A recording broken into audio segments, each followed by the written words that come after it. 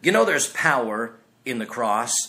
Paul made that clear when he said in 1 Corinthians chapter 1, verse 23 and verse 24, he said, "We preach Christ crucified, to the Jews a stumbling block, and to the Greeks foolishness. But to those who are called, both Jews and Greeks, Christ, the power," and that's the word dynamite of God, "and the wisdom of God." Hebrews chapter 2 and verse 14 reminds us with these words, "Inasmuch then as the children have partaking of flesh and blood, he himself likewise shared in the same, that through death that he might destroy him who had the power of death, that is, the devil."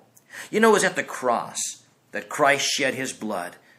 And the power of the shed blood is the basis of our justification. It is the basis of our redemption. It provides cleansing from sin and power to overcome Satan and his minions. You see, at the cross, God appeared to be at his weakest. But it was there that he crushed the head of Satan, that he dealt a death blow to sin and shame and Satan. As God's servant, we must learn then to appropriate the provision of the cross and then watch the power of the cross transform not only our life, but the lives of those to whom we minister.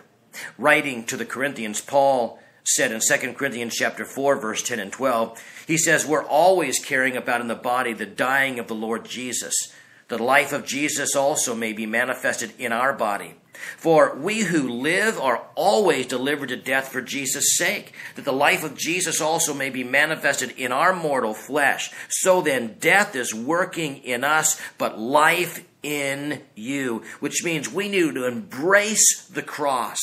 And it is essential that we embrace the cross, because it's only when we embrace the cross will we release the power of the indwelling Christ to transform our life and the lives of others for his glory.